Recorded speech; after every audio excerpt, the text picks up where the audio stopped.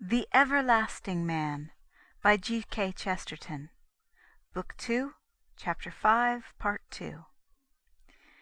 What that universal yet fighting faith brought into the world was hope. Perhaps the one thing common to mythology and philosophy was that both were really sad, in the sense that they had not this hope, even if they had touches of faith or charity. We may call Buddhism a faith, though to us it seems more like a doubt. We may call the Lord of Compassion a Lord of Charity, though it seems to us a very pessimist sort of pity. But those who insist most on the antiquity and size of such cults must agree that in all their ages they have not covered all their areas with that sort of practical and pugnacious hope. In Christendom, hope has never been absent.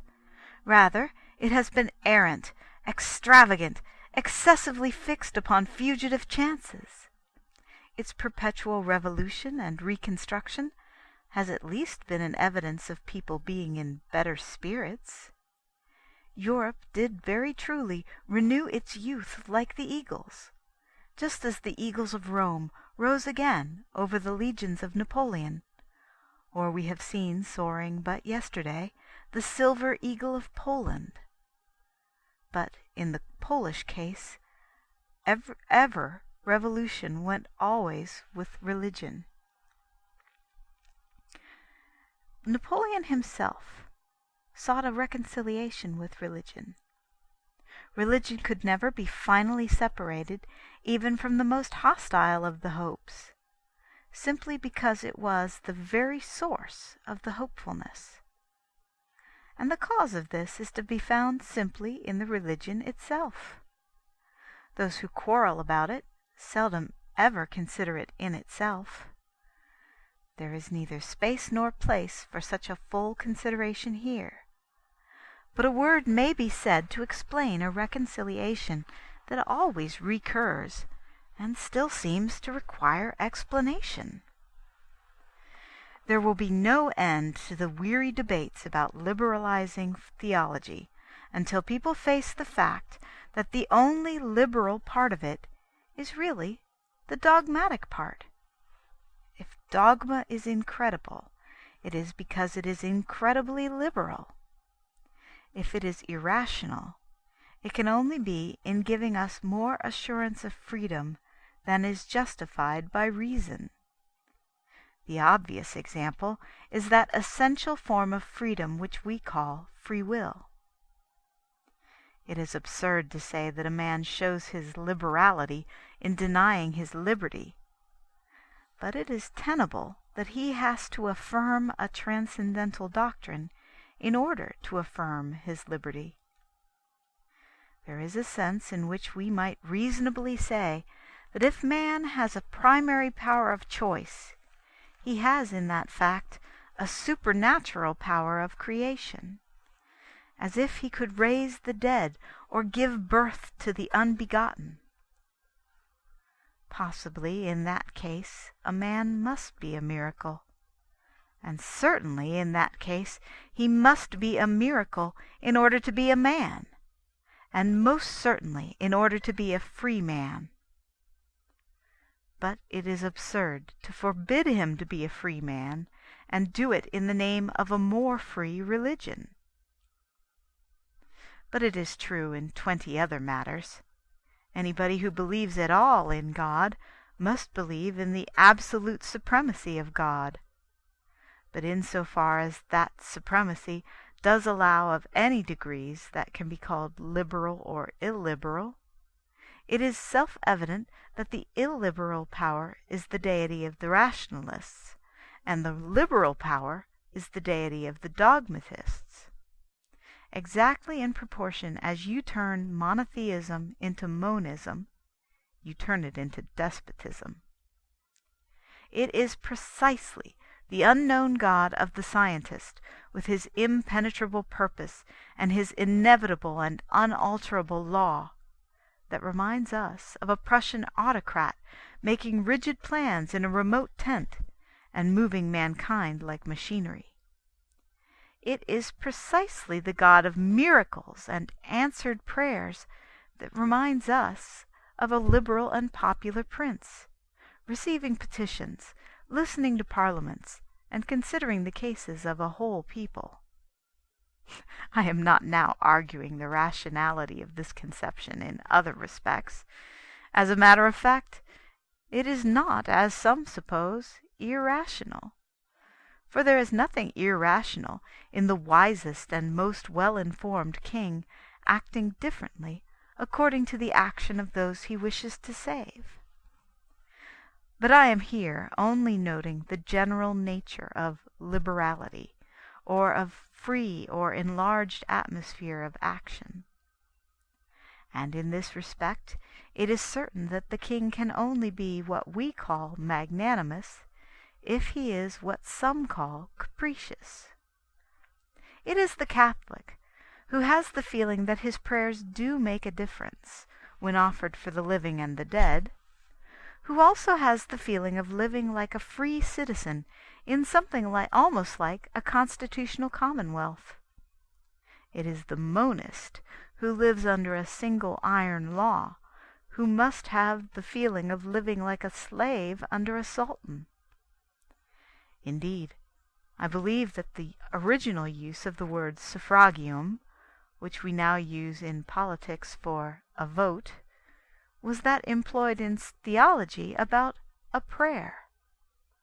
The dead in purgatory were said to have the suffrages of the living.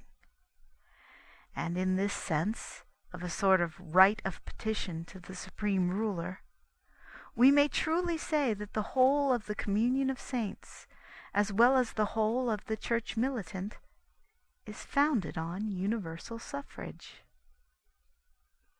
But above all, it is true of the most tremendous issue, of that tragedy which has created the divine comedy of our creed.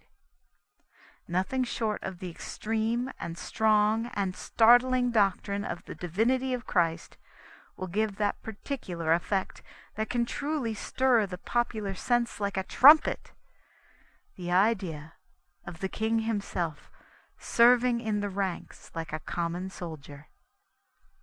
By making that figure merely human, we make that story much less human. We take away the point of the story, which actually pierces humanity, the point of the story which was quite literally the point of a spear. It does not especially humanize the universe to say that good and wise men can die for their opinions, any more than it would be any sort of uproariously popular news in an army that good soldiers may easily get killed.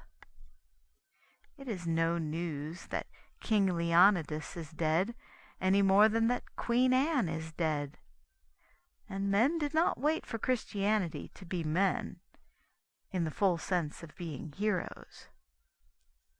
But if we are describing, for the moment, the atmosphere of what is general and popular and even picturesque, any knowledge of human nature will tell us that no sufferings of the sons of men, or even of the servants of God, strike the same note as the notion of the master suffering instead of his servants. And this is given by the theological, and emphatically not by the scientific deity. No mysterious monarch hidden in his starry pavilion at the base of the cosmic campaign is in the least like that celestial chivalry of the captain who carries his 5 wounds in the front of the battle. What the denouncer of dogma really means is not that dogma is bad, but rather that dogma is too good to be true. That is, he means that dogma is too liberal to be likely. Dogma gives man too much freedom when it permits him to fall. Dogma gives even God too much freedom when it permits him to die. That is what the intelligent skeptics ought to say, and it is not in the least my intention to deny that there is something to be said for it. They mean that the universe is itself a universal prison, that existence itself is a limitation and a control. And it is not for nothing that they call causation a chain. In a word, they mean simply that they cannot believe these things. Not in the least that they are unworthy of belief. We say lightly, but very literally, that the truth has made us free. They say that it makes us so free that it cannot be the truth. To them it is like believing in fairyland to believe in such freedom as we enjoy. It is like believing in men with wings to entertain the fancy of men with wills. It is like accepting a fable about a squirrel in conversation with a mountain, to believe in a man who is free to ask, or a God who is free to answer. This is a manly and a rational negation, for which I, for one, shall always show respect. But I decline to show any respect for those who first of all clip the wings and cage the squirrel, rivet the chains and refuse the freedom, close all the doors of the cosmic prison on us with a clang of eternal iron, tell us that our emancipation is a dream and our dungeon a necessity, and then calmly turn around and tell us that they have a more liberal thought. But I decline to show any respect for those who first of all clip the wings and cage the squirrel, rivet the chains and refuse the freedom, close all the doors of the cosmic prison on us with a clang of eternal iron, tell us that our emancipation is a dream and our dungeon a necessity, and then calmly turn round and tell us they have a freer thought and a more liberal theology. The moral of all this is an old one, that religion is revelation. In other words, it is a vision, and a vision received by faith. But it is a vision of reality. The faith consists in a conviction of its reality. That, for example, is the difference between a vision and a daydream. And that is the difference between religion and mythology. That is the difference between faith and all that fancy work, quite human and more or less healthy, which we considered under the head of mythology. There is something in the reasonable use of the very word vision that implies two things about it. First, that it comes very rarely, possibly that it comes only once, that it becomes once and for all. A daydream may come every day. A daydream may be different every day. It is something more than the difference between telling ghost stories and meeting a ghost.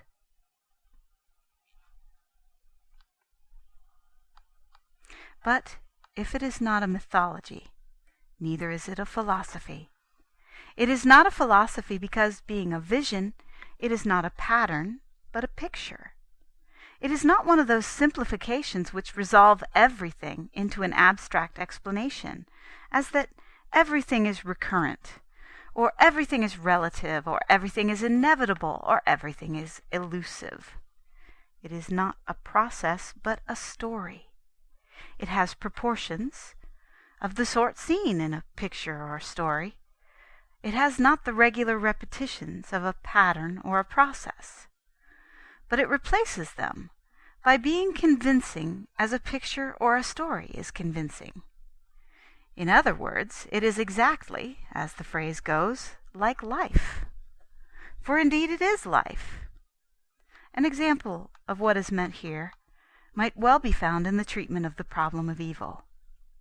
It is easy enough to make a plan of life of which the background is black, as the pessimists do, and then admit a speck or two of stardust more or less accidental, or at least in the literal sense insignificant.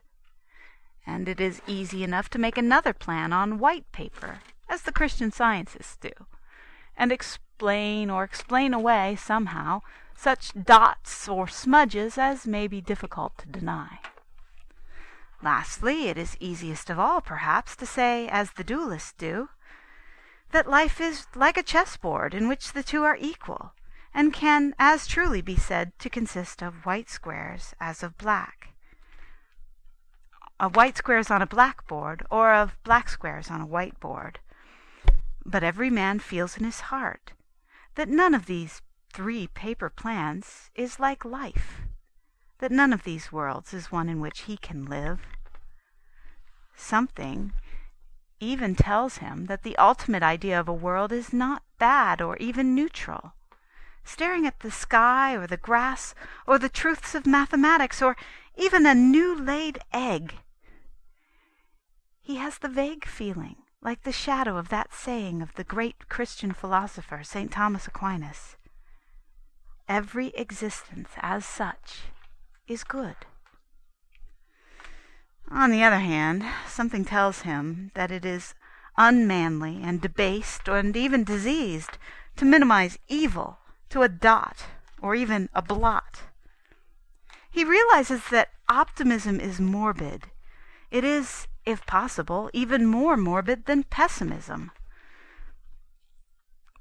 These vague but healthy feelings, if he followed them out, would result in the idea that evil is in some way an exception, but an enormous exception, and ultimately that evil is an invasion, or yet more truly, a rebellion. He does not think that everything is right, or that everything is wrong, or that everything is equally right and wrong. But he does think that right has a right to be right, and therefore a right to be there. And wrong has no right to be wrong, and therefore no right to be there. It is the prince of the world, but it is also a usurper. So he will apprehend vaguely what the vision will give to him vividly, no less than all that strange story of treason in heaven and the great desertion by which evil damaged and tried to destroy a cosmos that it could not create. It is a very strange story, and its proportions and its lines and colors are as arbitrary and absolute as the artistic composition of a picture. It is a vision which we do in fact symbolize in pictures by titanic limbs and passionate tints of plumage, all that abysmal vision of falling stars and the peacock panoplies of the night. But that strange story has one small advantage over the diagrams. It is like life. Another example might be found, not in the problem of evil, but in what is called the problem of progress. One of the ablest agnostics of the age once asked me whether I thought mankind grew better or grew worse or remained the same. He was confident that the alternative covered all possibilities. He did not see that it only covered patterns and not pictures, processes and not stories. I asked him whether he thought that Mr. Smith of Golders Green got better or worse or remained exactly the same between the ages of 30 and 40. It then seemed to dawn on him that it would rather depend on Mr. Smith and how he chose to go on. It never occurred to him that it might depend on how mankind chose to go on, and that its course was not a straight line or an upward or downward curve, but a track like that of a man across a valley, going where he liked and stopping where he chose, going into a church or falling down into a ditch. The life of man is a story, an adventure story, and in our vision the same is true even of the story of God. The Catholic faith is the reconciliation, because it is the realization both of mythology and philosophy. It is a story, and in that sense one of 100 stories. Only it is a true story. It is a philosophy, and in that sense one of 100 philosophies. Only it is a philosophy that is like life. But above all, it is a reconciliation, because it is something that can only be called the the philosophy of stories. That normal narrative instinct which produced all the fairy tales is something that is neglected by all the philosophies, except one. The faith is the justification of that popular instinct, the finding of a philosophy for it, or the analysis of the philosophy in it. Exactly as a man in an adventure story has to pass various tests to save his life, so the man in this philosophy has to pass several tests and save his soul. In both there is an idea of free will operating under conditions of design. In other words, there is an aim, and it is the business of a man to aim at it. We therefore watch to see whether he will hit it. Now, this deep and democratic and dramatic instinct is derided and dismissed in all the other philosophies. For all the other philosophies avowedly end where they begin, and it is the definition of a story that it ends differently, that it begins in one place and ends in another. From Buddha and his wheel to Akhenaten and his disc, from Pythagoras with his abstraction of number to Confucius with his religion of routine, there is not one of them that does not in some way sin against the soul of a story. There is none of them that really grasps this human notion of the tale, the test, the adventure, the ordeal of the free man.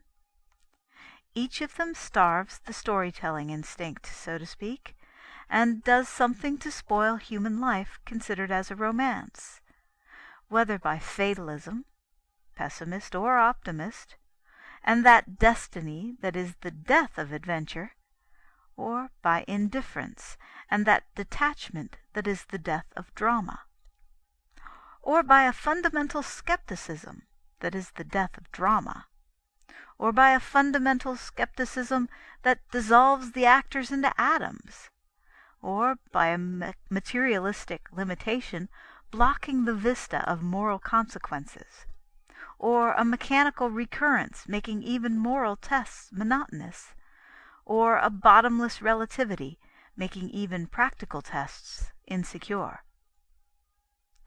There is such a thing as a human story, and there is such a thing as the divine story, which is also a human story.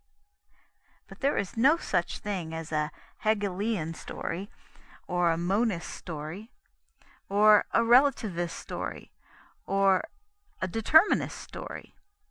For every story, yes, even a penny dreadful or a cheap novelette, has something in it that belongs to our universe and not theirs. Every short story does truly begin with creation and end with a last judgment.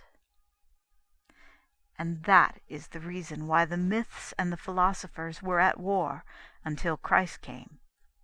That is why the Athenian democracy killed Socrates out of respect for the gods, and why every strolling sophist gave himself the airs of a Socrates whenever he could talk in a superior fashion of the gods, and why the heretic Pharaoh wrecked his huge idols and temples for an abstraction, and why the priests could return in triumph and trample his dynasty underfoot, and why Buddhism had to divide itself from Brahmanism, and why in every age and country outside Christendom there has been a feud forever between the philosopher and the priest. It is easy enough to say that the philosopher is generally the more rational. It is easier still to forget that the priest is always the more popular. For the priest told the people stories, and the philosopher did not understand the philosophy of stories.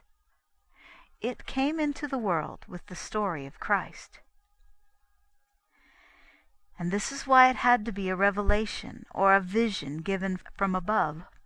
Anyone who will think of the theory of stories or pictures will easily see the point. The true story of the world must be told by somebody to somebody else.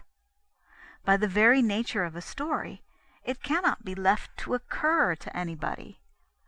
A story has proportions, variations, surprises, particular dispositions, which cannot be worked out by rule in the abstract, like a sum.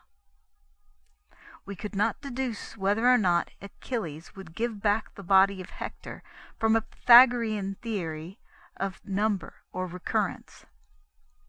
And we could not infer for ourselves in what way the world would get back the body of Christ, merely from being told that all things go round and round upon the wheel of Buddha. A man might perhaps work out a proposition of Euclid without having heard of Euclid, but he would not work out the precise legend of Eurydice without having heard of Eurydice. At any rate, he would not be certain how the story would end, and whether Orpheus was ultimately defeated. Still less could he guess the end of our story, or the legend of our Orpheus rising, not defeated, from the dead. To sum up, the sanity of the world was restored, and the soul of man offered salvation by something which did indeed satisfy the two warring tendencies of the past, which had never been satisfied in full, and most certainly never satisfied together. It met the mythological search for romance by being a story, and the philosophical search for truth by being a true story. That is why the ideal figure had to be a historical character, as nobody had ever felt Adonis or Pan to be a historical character. But that is also why the historical character had to be the ideal figure, and even fulfill many of the functions given to these other ideal figures. Why he was at once the sacrifice and the feast, why he could be shown under the emblems of the growing vine or the rising sun.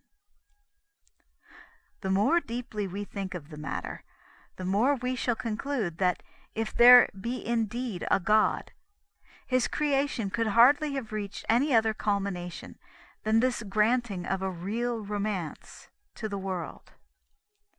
Otherwise, the two sides of the human mind could never have touched at all, and the brain of man would have remained cloven and double, one lobe of it dreaming impossible dreams, and the other repeating invariable calculations. The picture-makers would have remained forever painting the portrait of nobody.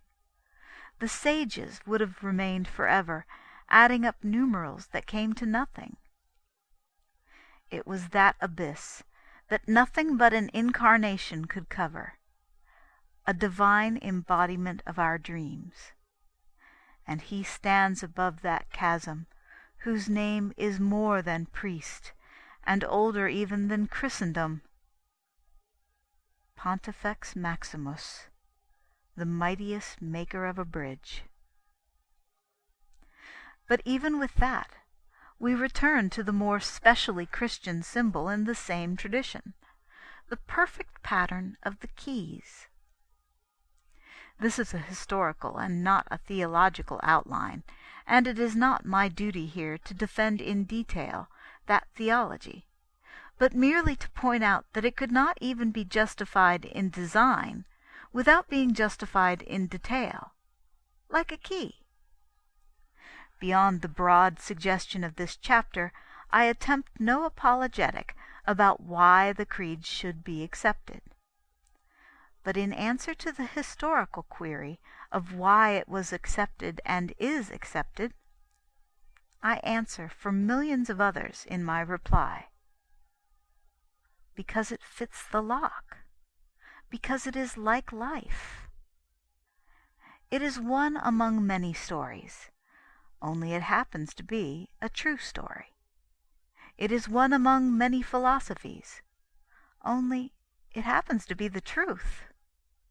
We accept it, and the ground is solid under our feet, and the road is open before us. It does not imprison us in a dream of destiny or a consciousness of the universal delusion. It opens to us not only incredible heavens, but what seems to some an equally incredible earth, and makes it credible. This is the sort of truth that is hard to explain, because it is a fact. But it is a fact to which we can call witnesses. We are Christians and Catholics, not because we worship a key, but because we have passed a door, and felt the wind that is the trumpet of liberty blow over the land of the living. End of Book 2, Chapter 5.